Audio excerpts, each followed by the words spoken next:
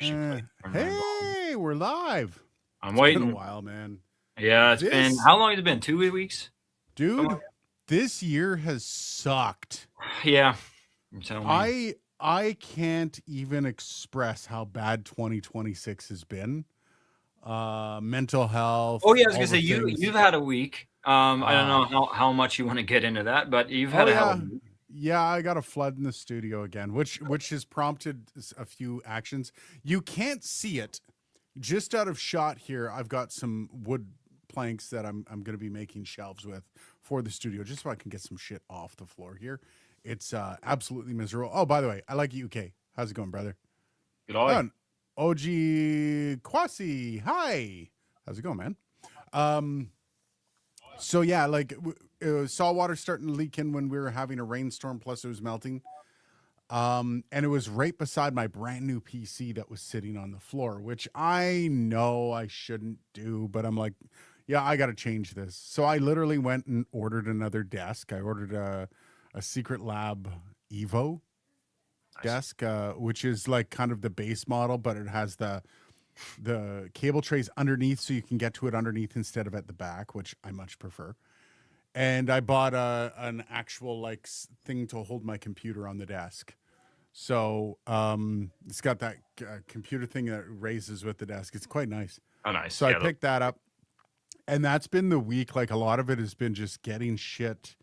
I've got to basically clear everything out of the corner where that happened, so I can rip it out and when bring in the professional to actually seal the wall off. And there's a lot of crap going on that just that big old desk that I made for the studio that was in my older backgrounds when I first moved into this studio. That thing's being taken apart and it's going to be relegated to a presentation desk for when we get to go live together. nice. Other Yeah, than that, it's just going to storage. It's just too much, man. that'll be fun, man. Blah. You know, it's funny. Like that was the time when I realized how different it is, just the whole like the social dynamic, just adding that barrier and that lag, it really Yeah. screws up the like the micro flows that you get into in like a morning show scenario, something like that. Yep. The one or two that we've done live, especially the one we did here with the RCV, like in my living room. Man, I still get people that tell me who saw that are like, yeah, man, you guys, that was something else. That was a like a duet almost, like Yeah. That's why I don't understand podcasts who can.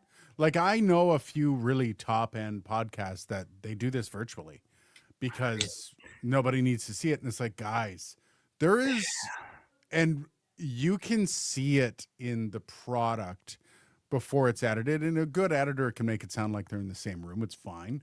But man, especially with banter, whew, is well, it yeah, ever different? you just get this such sizzly back and forth that happens sometimes, and it's this sort of self amplifying thing. And Yeah. I know you get to some cool places climbing those little hills, and you don't really get to. It's a weird analogy, but like when you're climbing those hills on a Teams call or a Zoom call, it's not quite the same. Like I imagine, like you and I have been on some talks with a few parties on Zoom recently, Aiden, and it's just yeah, I feel like if we were in the same room with these people, it would be a totally different Oh, yeah. flavor, you know? Having coffee. Yeah. I like it. UK says as we get older, leaks are inevitable.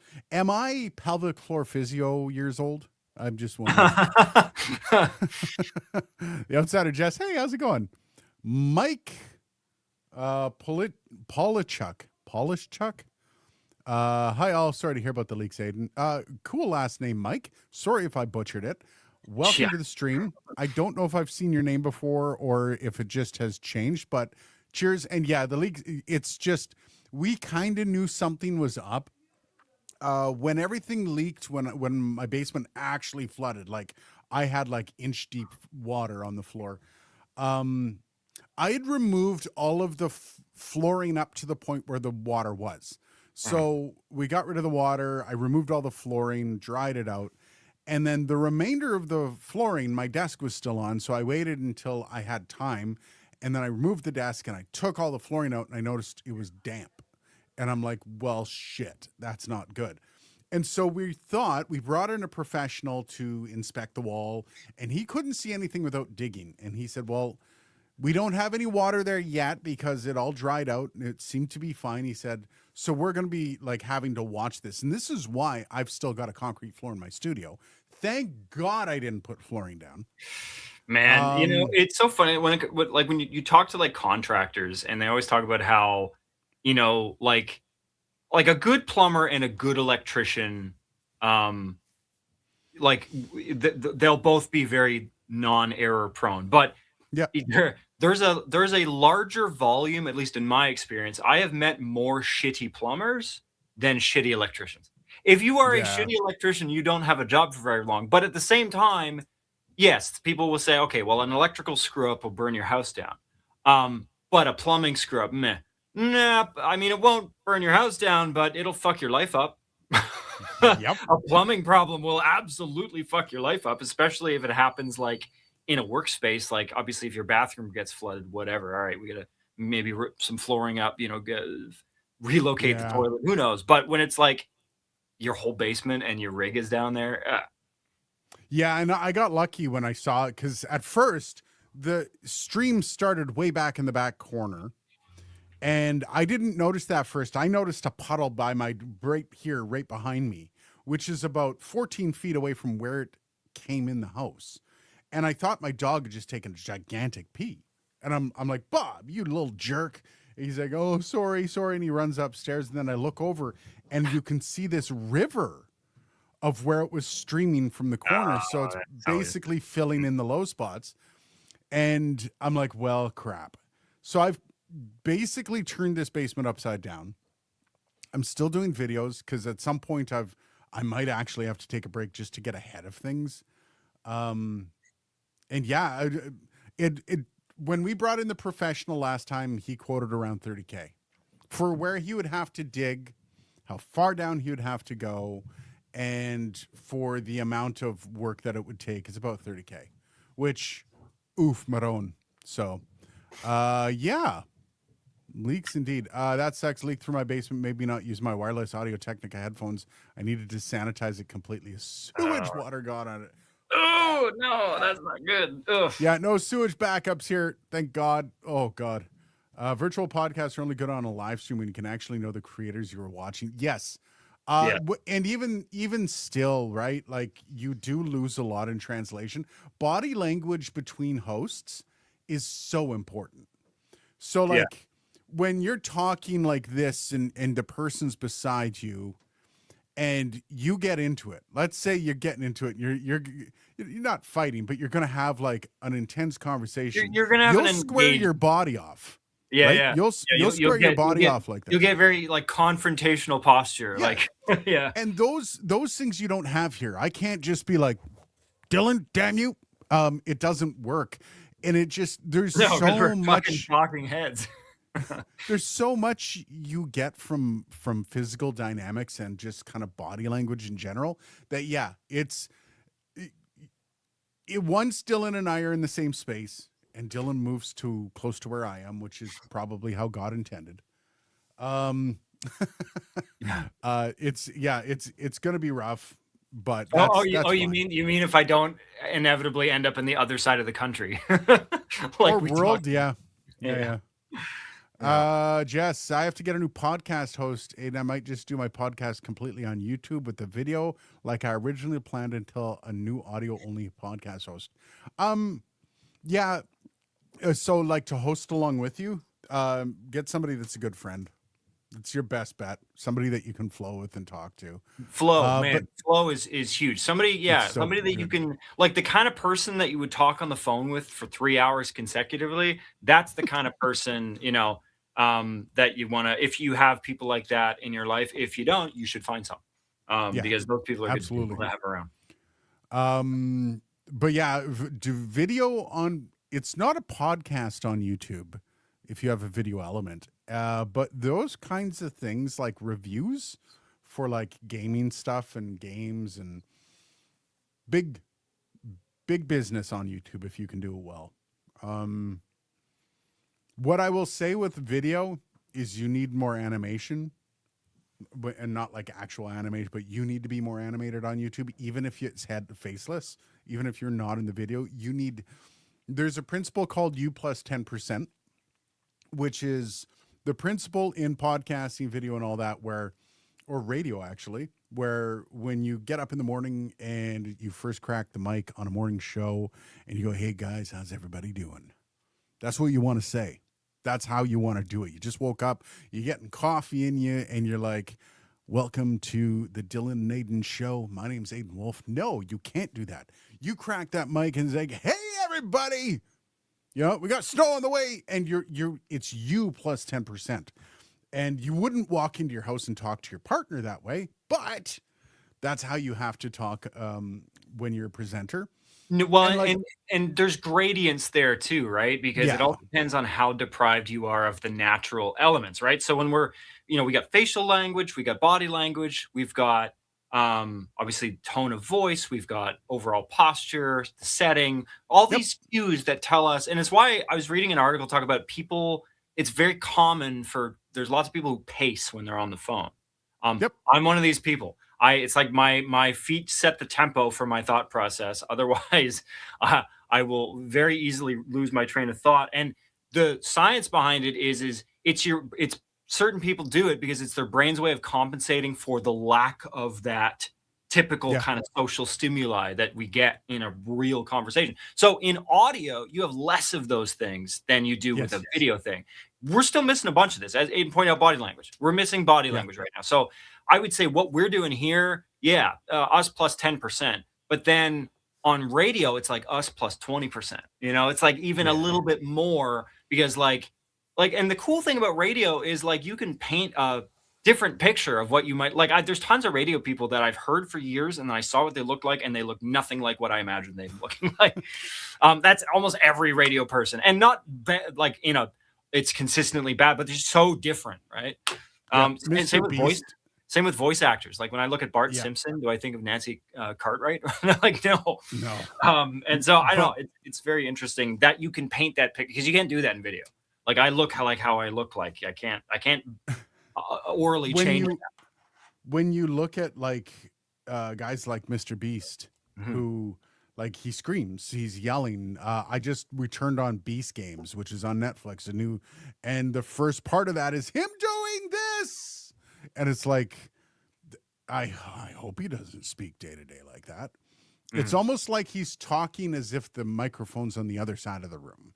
And that's just him plus 10%. The term is you plus 10%, but it's whatever you need to amplify yourself into the content you're doing. Like think about the tools that you have at your disposal normally to get someone's attention, right? Like I can put my hand on your shoulder. I can run up to you and I can be like, "Hey," like waving full wingspan in front of your face. When I'm just on a little screen and there's a million other things around you that can grab your attention, how do I jump above any of that stuff? And being really loud and animated is a great way to do that. And it's really the only way to do that. Beresford says, "Greetings from the UK. One of the few lives that are at 9 p.m. difference of daylight savings hours. Sorry to hear about the flooding." Cheers. And I think one of the reasons we kept this and we didn't do it later, we didn't decide to move this around time-wise, is because of that. We do actually have a decent audience in the UK, just the channel in general. So it's pretty easy to keep it at 9 p.m. Your time, or whatever, 10 p.m. during. Yeah, I was gonna say it's funny to me that it's in the UK because I have coworkers in the UK and it is fucking late right now. Well, it's 9 p.m. Oh yeah, I guess with the time change. Yeah, with the time change, it's 9 p.m. Yeah. Because I know noon for us is 5 p.m. for them. I'm pretty sure. Or although with the time change now. Red Cabin, cheers and ouch, Aiden. Sorry to hear. Cheers, brother.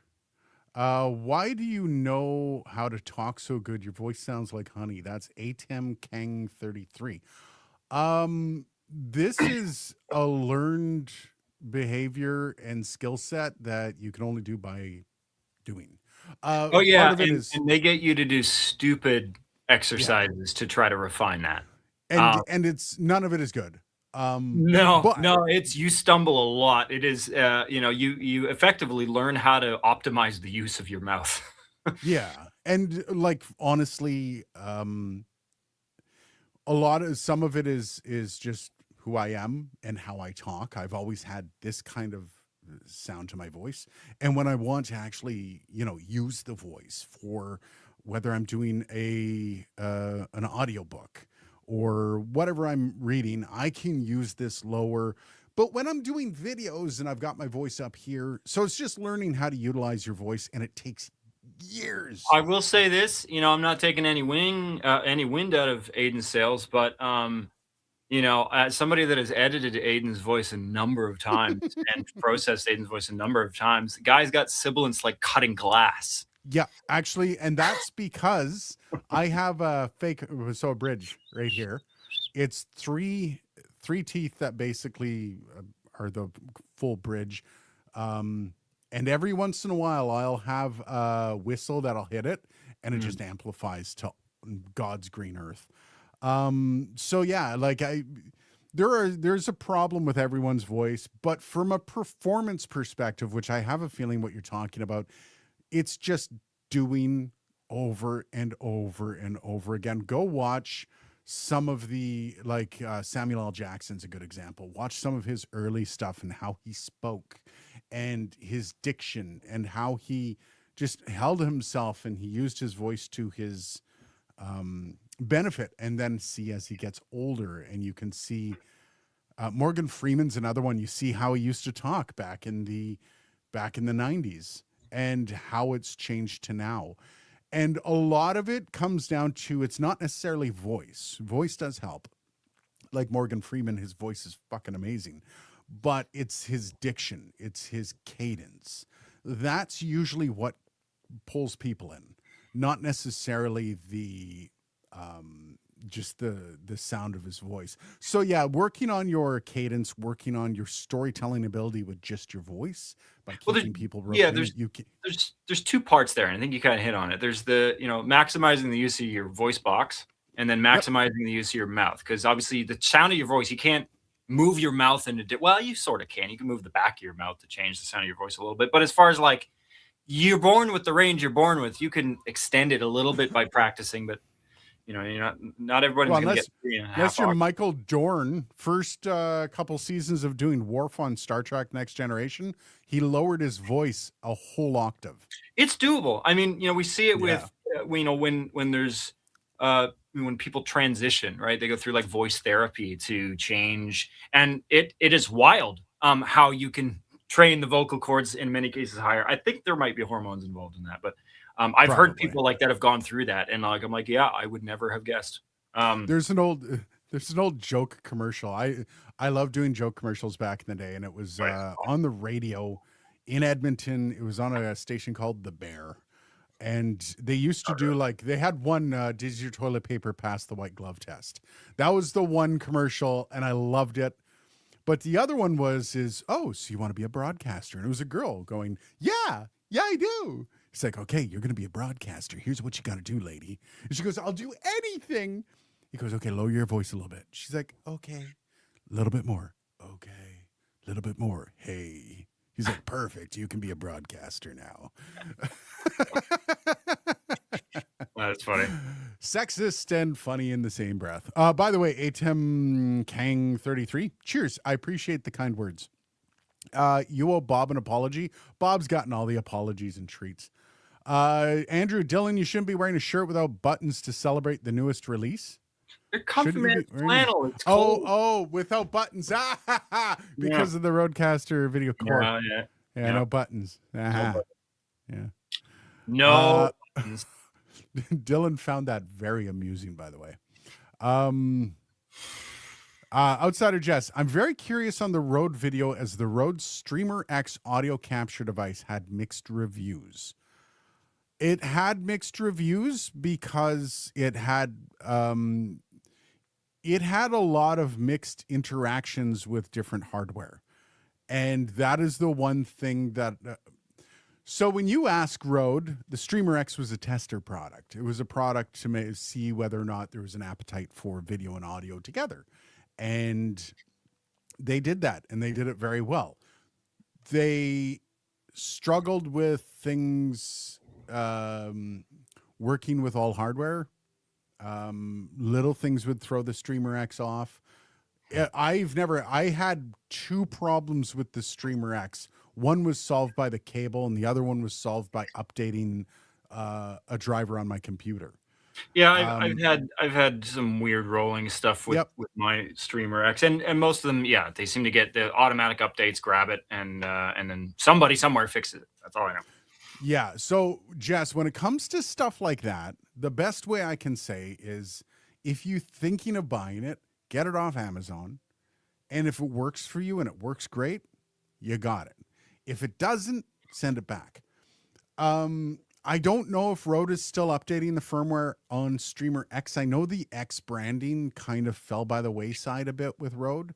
I don't know if they're planning on continuing that support going forward. Obviously, they're going to support it if there's any major breaks. Like, let's say Windows 12 comes out, it's going to be supported for that. But whether or not they're continually releasing firmware updates for small, tiny little bug fixes for niche issues. And that's a lot of the problems that people were having. There were niche issues. And then there's a lot of other people that didn't use the cable that came with the bloody Streamer X and they couldn't figure out why it wouldn't work. So yeah, there was a lot of idiocy involved with those mixed reviews, and there was a lot of like little quirky stuff that happened, which funny enough has been rectified with the new Rode video series. They don't have anywhere near those kinds of issues. I've actually had only smooth operation. I still use my Rode Video Rodecaster Video.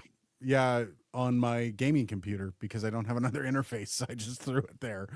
And yeah, it has not had a single issue. Has been quite reliable, even the RCVS. I haven't done extensive testing myself yet with the RCV and the new little boy. But I plan on it because it is a cool little integration that I want to muck about with. I like it UK. Just upgraded my Elgato prompter from the OG to the new XL. Bit of an upgrade. One downside, there's some barrel distortion on the image due to the glass. Yes, I didn't notice this until recently, sadly. And I don't know how I didn't notice it. I noticed it probably about a month ago. And it looked like it looked like the screen was a little tilted. And I couldn't figure out what the bloody problem was. And it was just the way that it was reflecting off that it made it look tilted, and you just played with it a little bit and it worked itself out. It is a quirk of this, but it's not meant to give you super premium. Like it's not enough. They say use it as a second screen. It's a teleprompter. That's like I use it here for this screen while I'm live streaming. This is awesome. Like it actually is another screen that has a camera right behind it, and it's great. But yeah, like you shouldn't be using this as an actual, like you're not doing photography editing on this. So someone said I sounded like Watch Mojo, and I was kind of upset. Now I can't unhear it. Watch Mojo. Dylan, you know who Watch Mojo is? Isn't that one of those YouTube channels? Yeah, isn't that it's like a movie YouTube channel? They do like old like movie comparisons or like top 5 violent movie scenes and well, weird shit like that. I'm vaguely familiar. Yeah, I'm looking at it here. Yeah, it's a bunch of like top 10 Oscar nominated rom-coms and yeah, I've had some of their shit show up in my feed a few times. People have flat out said I sound like somebody else a bunch of times. It happens. Yeah. I hate DST. Steve Schnetzler. You are an hour earlier in Europe for a few weeks. Missed the start. Oh, sorry, Steve. Yeah. I just hate it in general. It is the bane of our existence. It takes a week for me to adjust. Always has, always will. Well, BC is out. I know. God. BC is out. And we've been talking about that because Mackie has teams in Seattle and in Victoria, and so those are always linked. And then now, as of like this fall, they're going to be an hour difference. It's going to be really weird. Yeah. Oh, let's catch up here. We still got to talk about the Rodecaster Video Core. I used to be able to kind of change my voice after you had surgery. Sorry, fluctuates. I can't project as well I used to and notice it while singing first. Yeah, especially any kind of surgery on vocal cords can have a massive impact later on. But you can, there are coaches you can go to. And I know that sounds expensive to say, it is, but you can you can find ways to different workarounds for that stuff. Yelling things. Oh, yelling creators. God, I hate that. I like UK. First time I'm grouped with other as decent. How little you know me. I don't know. Do you do anything really weird and creepy? Just let me know. Maybe in chat there. OG Kwasi, it's just after 10 p.m. in Germany. Yeah. I don't know how many people follows daylight saving time out there. I like UK have a different performance voice for work phone call and Teams calls when working. I do as well. My wife also hates when I put my funny voice on, and I don't mean like funny voice. When I'm being when I'm being sarcastic, I actually have a different delivery. Yes, you do. And I can become very, and my wife hates it. She doesn't like sarcasm. She doesn't like being made fun of. Mhm. So as soon as I put the voice on, she's like, stop. I think people in generally have a disdain to being made fun of. I think there's sort of a universal. I'm not being mean to her. And I don't like, I'm just like, you know, when you're get just little jabs. Oh, good job, buddy. Oh yeah. The little playful back and forth. Yeah. There's no playful back and forth with my wife when it comes to that. Like, because it eventually hurts her feelings, and she knows that, so it's just done. And that's fair. That is totally fair. So I have to be careful of that. StreamerX firmware was updated February 26th. Oh, V121. Okay, it's been 2 weeks since we live streamed, Dylan. Yeah, it sounds about right. Yeah, because last week I was sort of in Seattle, but also sort of here, but also at a gig at a shitty pub. Actually, that was fun. I got a little trashed at that gig. Yeah, I sat at home and kind of cried in my soup. Oh yeah, you had. I mean, we won't get into it, but like the flood is the tip of the iceberg. We'll put it that way. Yeah, I actually. So I had I ran out of meds, which I don't really care talking about. I ran out of meds because just like they're Wellbutrin, they're happy meds. They take the edge off of anxiety and stuff like that. And they also, keep the edge off of your screamy anger and stuff. I'm not like that. I just get grouchy and you're anxiety. A little bit of a grizzly bear. Anxiety overtakes me, and that leads to the grouchy. And I had my provincial health card, it lapsed. So I didn't have a health card, and I didn't realize that. And I went to go book an appointment with my doctor. My doctor's like, we can't see you without a health card. I'm like, crap. So I went to my, we have like a private healthcare through my wife's job, and they ended up taking like 3 days. So I was out without meds for like 3 days. And last week it all kind of came to a head. Friday, and then the flood and everything else. So yeah, it was a miserable bloody week. Kilobyte 808. Oh, that's actually a pretty cool name. Happy Friday. Cheers, brother. Kilobyte 808. Yeah, Tom Holland loves Watch Mojo though. No doubt. I could see that. ATM Kang, on your video to the Angry Audio Chameleon Smooth, it sounded kind of a lot better than the Procaster Pro 2 that you used. Like more present, yet not harsh, like without a blanket. Still using it. Hell yeah. It's actually right behind me, underneath the Rodecaster Pro 2 back there. I can't use it for everything because it's obviously colors audio. It is a broadcast device. And part of it being, and this is no knock against anything that's prosumer, pro even. There's a difference. There's consumer, there's prosumer, there's pro, and then there's broadcast. And when you look at like a lot of broadcast stuff that is VST, that is a lot of their processing is just, it's top notch.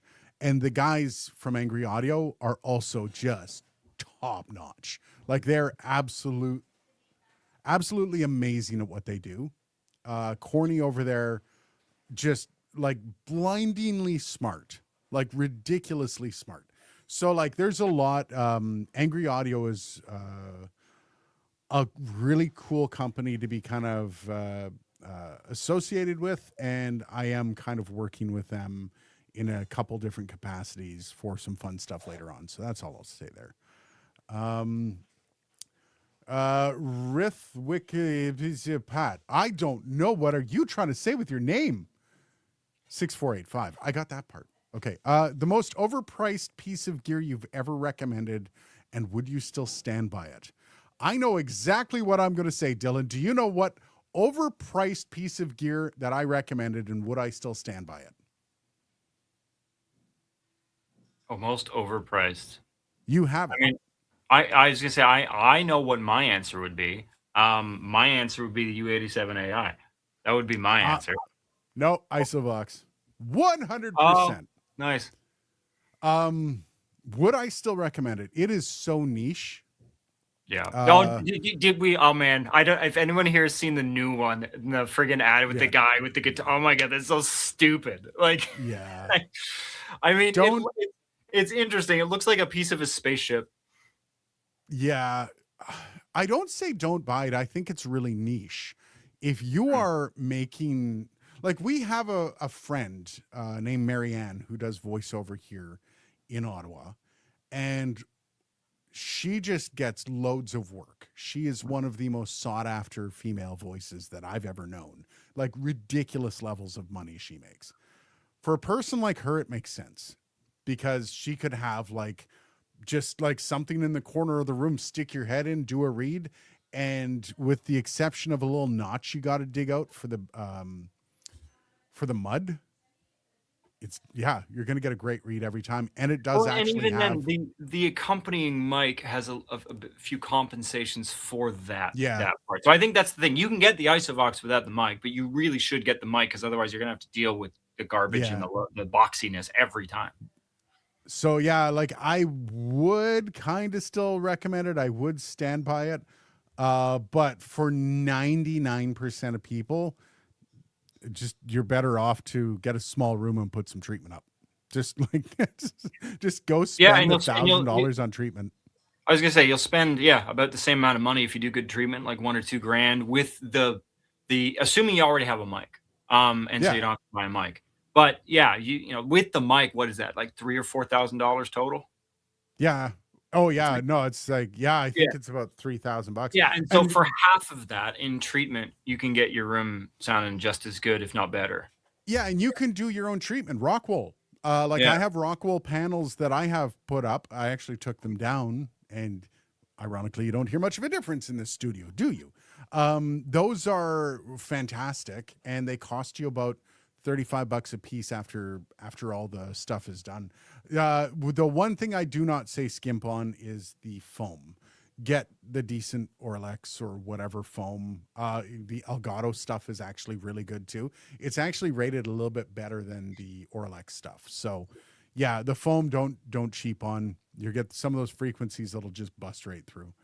Rodecaster Duo /Pro firmware V1.73 on March 11th. Yep, that was everything to get the Rodecaster Video Core. Let's get into this here. We got 3 more, so really quick. Oh, Jerker's in. Hey man, Jerker. Can you get the Rodecaster Pro 2 to sound the same as the Chameleon Smooth, or is there a deeper secret to its sound? There is a deeper secret to the sound. You can get the Rodecaster Pro 2 to sound fantastic. By no means. I checked with them. It's not. I can't tell you what the secrets are. I've had some things relayed to me, and those are obviously like industry secrets that I would be hung out to dry if I. So I can generalize it. I can generalize it pretty easily. So number one, they're for 2 completely different audio use cases. The Chameleon Smooth is not designed for podcast. It is not. It is designed for broadcast, which is a very specific sonic set of requirements. And the level control that you're going to do there is different than what you're going to do in your overall frequency balance is going to be a little bit different. Because it's the difference between an audience that is sort of a captive audience, which is your podcast audience, and then there's the other audience that you have to yell at people in order to get their attention, which is radio. And so radio processing is done with that understanding that with radio, you have to grab people's attention like and it's the same with advertising. If you'll notice sometimes really shitty podcasts that are just syndicating ads from somewhere, they'll put like radio ads in a podcast and it's so painful. Yeah. And I ran into this in radio when I used to do jingles is I do jingle and then the client would run it in podcast advertising and not tell anybody. And then, they'll get a call, be like, man, I had your ad was ripping my head off. And they'll be like, well, why does the jingle sound like this? Because it was for radio. You didn't ask for a podcast or a digital mix. It's a totally different situation. And so the Rodecaster will work for broadcast. So the caveat here is the Rodecaster is meant for a bunch of different things. Obviously, the main thing is podcasting, but also streaming and a little bit of broadcast in there, production, these kinds of things. And so it has a baseline set of tools that are going to get you 90% of the way there for all of those use cases. Whereas if you're designing a product like the Chameleon, when you look at it from a DSP perspective, when you're looking at which is for a hyper specific vertical that's going on with that product. And so they can use any number of DSP modules that they want in order to achieve a very specific sound. And the other thing is there's no user changeable anything there. And so you don't have you've got a little bit of changeable stuff. Yeah, but you don't get to, you don't have to choose like the range of attack times that you have to give all of that stuff is optimized for broadcast. And there's some stuff there that is dynamically looking at what's coming in and adjusting accordingly. But it's harder to do that when you're making a product that it needs to appeal to a much broader range of use cases. Yeah. And it works. Like I know a couple bigger podcasts that use these things. I know some really big podcasts that use these things, and I'm not even allowed to say about that. I'm actually under NDA about a couple of them. Oh man, dude, I'm dodging NDAs like fucking crazy. Anytime I have. Anyways, you can use it on a podcast. It will sound great, but it will make you sound very broadcasty, very, very you forward, very in your face. It will be fatiguing if you're doing 2 hours of content and somebody has to sit through with headphones and listen to that. It will be fatiguing. It's not going to be as bad as because the thing is when you listen to broadcast, you're listening to multiple stages of processing. So obviously you're listening to the microphone processor, which is what the Chameleon is, but you're also listening to an Orban at the transmitter site. You're listening to a lot of kind of excitey, over-modulatey kind of processing that is put on the signal to optimize it for various things. But just taking the mic preamp out of there, you'll get kind of an NPR sound almost, like a real smooth, fat sound, which is fine. It's not going to be as fatiguing as just off the stick radio would be, but it could still be further optimized specifically for the high dynamic range podcast use case. Yeah. Jerker, by the way. Hey, totally forgot there's a stream today. Just busy celebrating my sister's 18th birthday. Tell her I say happy birthday. Happy birthday. That means something because we're like totally famous. Reinhard Moore V-Star 1. That cool name. Good question here. A bit off topic road-wise, but are you going to review the new Yamaha interfaces that recently came out? Yes. Is that the Rodecaster-esque one? The one that's got some video in it, got some audio? Was the U44 or something? Yeah, UX, whatever. Yes, I am. I reached out to their distributor. I'm working at getting one. If that fails, I'm just going to buy one. From what I can tell, they're not easy to get right now. Most of that stuff when it launches, it's like, holy shit. Look at the Behringer Wing Compact. That thing is still almost impossible to get your hands on.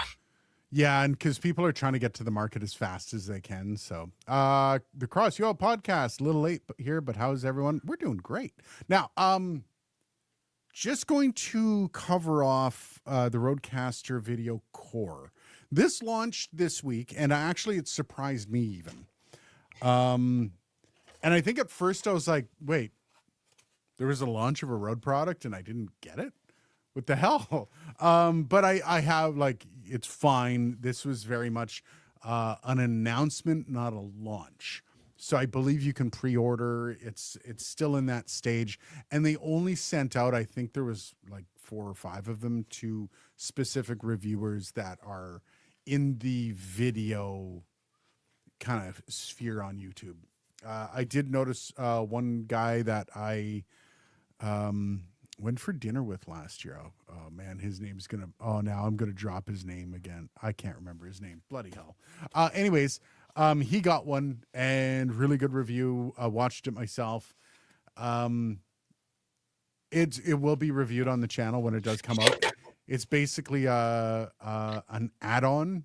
Instead of buying a Rodecaster Video S or Rodecaster Video, this is an add-on if you own a Rodecaster Pro 2 or a Rodecaster Duo. Of course, you can use it on your own as well. Like, you can just buy it and use it as a Rodecaster Video. It's two main things. I can sort of speak to it. I've spent some time with it. It is an on-ramp. If you're already in the Rodecaster sort of ecosystem, it is a price attainable, at least relatively price attainable product that will allow you to add some video functionality to your audio setup. Or as Aidan pointed out, it is a very lightweight little video switcher with some audio on there. There's some built-in DSP, in a really small, tight form factor. But I think the real value, at least for me, is the on-ramp to all the people that have already bought like a Duo or a RCP2, like any of this kind of family of products that want to add some video in there, maybe have a few extra audio channels. It's a cool little on-ramp to do that without having to get used to a whole new, because the nice thing is like the Rodecaster Duo and Pro 2, they're basically the same, bigger, smaller. They have a flow to them. And that flow seems to appeal to a lot of people in terms of the interface flow. You have a totally different flow on the RCV and the RCVS. And so this is a way also that you can kind of keep what you're familiar with and add some stuff to it that's also really useful. And yeah, I know that's how I see the product. It's a cool offering. I was just kind of brought into it quite recently in the development of it, but yeah, it's a fun little tool, and I think it will land with all these, because I mean, Aidan, you and I know, but podcasting, video is where you need to be. I think regardless of what kind of podcast you're doing, but especially if you're doing like the talking podcasts, it's really beneficial to have video in your setup. And so I think necessary. And it gets more important each year. I mean, trying to traffic audio, there's so many more places to traffic video content than there are to traffic purely audio content. And don't try the bullshit where you put up a thumbnail of your podcast and you just have you talking. Like, that shit pisses me off so much. It pisses off YouTube too. Yeah, well, yeah, obviously. There's nothing visually engaging about any of that. It's obviously one thing if you want to have a video podcast and throw in some B-roll, that's different.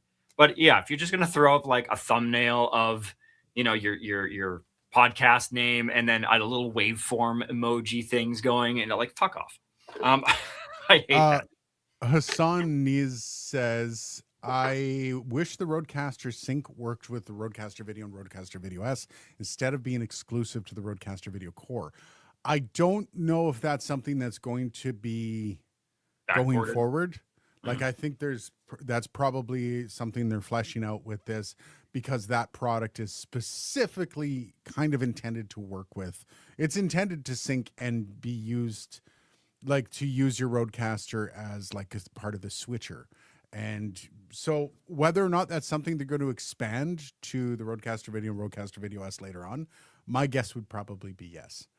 It's hard, man. I mean, when you're looking at like product lifecycle management and like, how do you, like, there's ideas that you come up with. Like, I was just showing a client some Mackie gear that we're working on, and he was like, "Oh, can you do this version too, and like update the old like app for it?" And I'm like, "Nope, no, we're not doing that."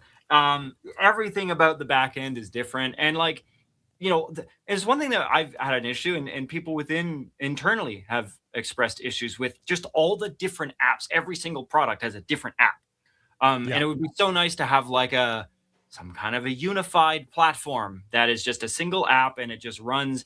And so I know we've talked about it. You could run it in like because like the way iOS works with apps, for those that maybe don't know, is apps run in a kind of a isolated little sandbox, which is one of the reasons why iOS is decently secure for the most part. Is all the apps that come off the App Store, number one, are vetted. Number two, run inside their own little somewhat isolated shell, compartmentalized. And so the idea of doing that in an app itself, like put little containers and then different apps can run in those containers, but it all runs in the same kind of surface framework. It's very complicated.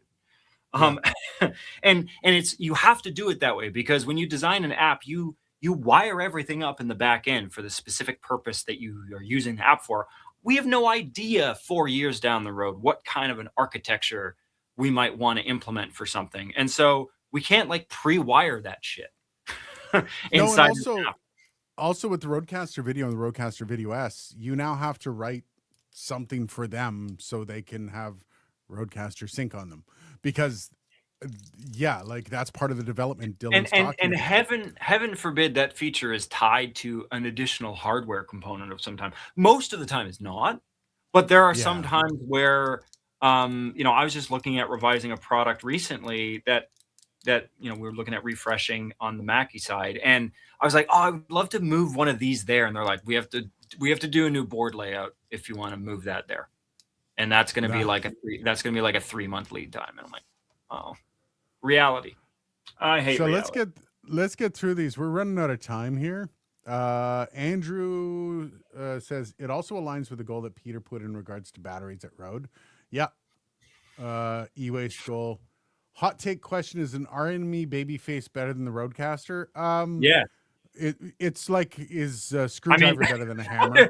shouldn't have come out and said that so bluntly, but like, Yeah, there. it's What is the baby face art? What's like one of those go for? it depends on the one you want. The Babyface Pro, I believe, is like $1,700 for a 2-channel. Yeah. And I think it depends on what you're doing. I will say the big thing that RME that is attached to that premium is, and like I'll be honest, I haven't had any issues with the Rodecaster stuff in Windows, but like RME's coding of drivers in Windows is like industry legendary for being like mission critical ASIO drivers. Like you are not gonna have. It's probably, if you have a PC and you're running audio, you should probably buy RME everything because their drivers are like legendary smooth in the Windows platform, whereas companies like Antelope, not so much. Okay, really quick here. Anaya Print. How are you? How do you like the new Elgato equipment? The Wave XLR is awesome. This would be on my gaming desk if I had the audio outs for my monitors. It does not, which I could just get a monitoring station, but I don't want to do. This is an awesome, if you're not running monitors and your headphones only, this is an awesome little piece of gear. I'm waiting for the Wave XLR Pro, and I still haven't gotten the other stuff in the mail, so those reviews will be coming. But yeah, the Wave XLR is definitely decent. Atem Kang, hot question: when doing a recording and podcast, can the Army Babyface replace a pod? Oh, so this is basically the same one. Yesterday I stumbled on a Rodecaster video plugin for Elgato Stream Deck. Nice, so I can place the RCV or RCVS under the desk and still control everything from the Stream Deck. Rodecaster Sync would be a huge plus. That's awesome. I am getting the new Elgato Stream Deck XL, so I'll be on top of that. Rodecaster Sync was introduced as a way to facilitate in many respects what I was talking about earlier with as an on-ramp to kind of integrate. And so, you know, one of the reasons why it's coming now is because again, this is a product that will augment existing products. And so I'm not familiar with the any kind of physical architecture that might be associated with that. I imagine there's none. But I don't know. We'll see. That stuff might get rolled out to some backwards updates. Cross You Out podcast. And then we'll have a few minutes before we got to go. Question: I have the Rodecaster Pro 2, and I'm hearing the audio bleed over when someone else is talking. And when I download the audio file, it's all in one file. How do I get all tracks separate? You have to record them in multi-track. So in the Rodecaster Pro 2, you go into the settings, and under multi-track, you'll see in settings multi-track, you have to, and then you can choose which ones are in multi-track, either the audio out that goes to your computer, you can choose that to be in stereo or multi-track, as well as the stuff going to the SD card, you can switch that over, and then you will get everybody separate. If you are hearing bleed from headphones, so what ends up happening, and this is, yes, you can do it where you can like delete out when you have multi-track. You can cut out all of the headphone bleed, because it's when I have a couple podcasts that I do that for. Just turn your headphones down. That's the best thing you can do, is turn your headphones down so you don't have the bleed. Like, you don't have to be hearing everything so loud. You can just keep enough of your voice in there so you're monitoring. Headphone bleed is tricky, man. There's It no can be correlation. tricky. There's no correlation between like price of headphones and how well they isolate. Yeah, like when you look up headphone bleed isolation, people be like, "Oh man, it's got noise canceling." That's not what I'm talking about. No. I'm talking about the sound in the headphones getting out of the headphones. And Yep. I've tried so many very expensive, like $1,000 pairs of headphones, and they're atrocious in that regard. And the velour cups, obviously, is like the worst, but is the most comfortable. I don't know. I would say what Aiden is saying is the best combative strategy, which is just manage the level. Yeah. For hearing reasons, you probably shouldn't have it super loud anyway. But like, And if you're in the same room, you don't really need headphones. So yeah, but if there's also mic bleed too. So like if somebody's voice is coming through on your microphone, that's also. So these are all the reasons you record in multi-track, right? So you can just cut that stuff out later on. But yeah, go into the settings. If you have a problem, buddy, just drop me an email. I can plug in my Rodecaster Pro 2 and walk through it and kind of send you something for it. We've been chatting over email, so it's not a big deal if you have an issue with it. Just let me know. Other than that, though, I'm going to cap this week off and go have some pizza with my family. Nice. Hopefully things are going to start to pick up a little bit and I can get this bloody desk taken apart and into storage. But we will, I think you're out of town next week, right, Dylan? No. Oh, no, yeah, I'm out of town next week. Oh, my God. I'm going to Quebec City.